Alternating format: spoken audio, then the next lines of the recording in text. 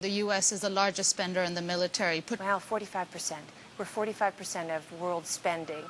We spend more than the next 14 countries combined. That the total state budgets, 48 states, is less than our nation's military expenditures. We are wasting trillions of dollars on this old-fashioned defense budget that benefits Boeing, benefits Lockheed.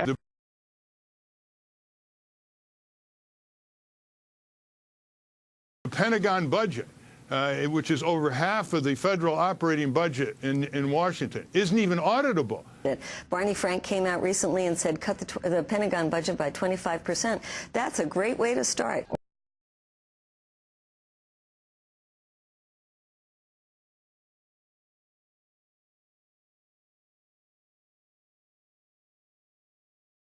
The support of U.S. Senator Tom Harkin of Iowa has warned of an impending agricultural calamity as crops are impacted by climate change. Dr. Cynthia Rosenzweig of the NASA explained that unstable agriculture could double grain prices by 2050, which could set off civil unrest.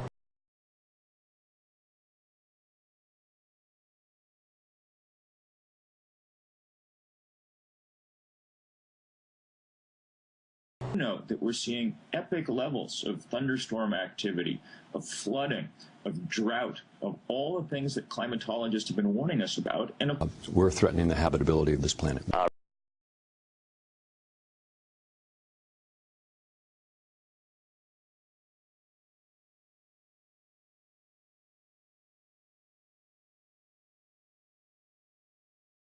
Right now, scientists are much more worried than the public. Is it going to be difficult, or is it going to be a disaster? And some very bad ideas like continuing to drill for oil or seeing nuclear as a quick and easy fix.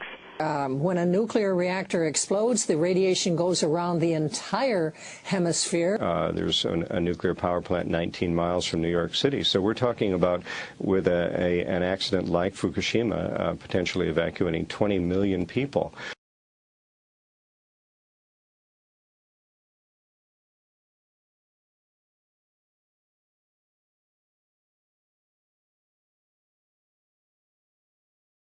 We're going to a renewable future, and it's all going to happen automatically.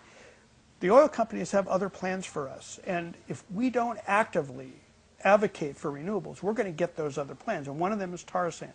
Well,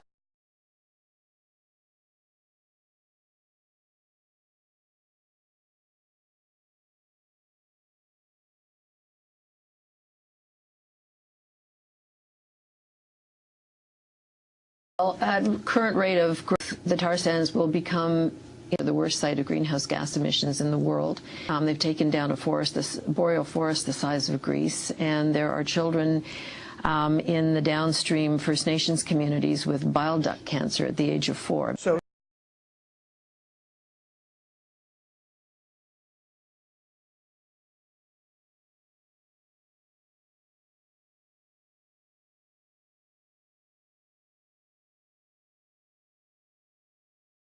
tar sands are now our largest imported source of oil, even greater than Saudi Arabia's oil.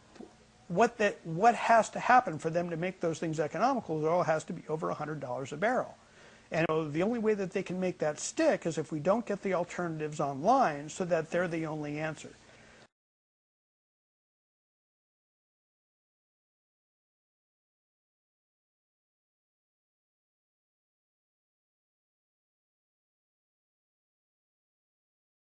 So if we want to replace all the oil in the United States, alcohol plants, half of what we've spent in Iraq so far. In fact, that term, food versus fuel, was coined by the American Petroleum Institute in 1979. Oh, thank you very much. It's insane to be talking about developing new sources of oil. What we need is the kind of global industrial response to develop new energy sources that we had in World War II.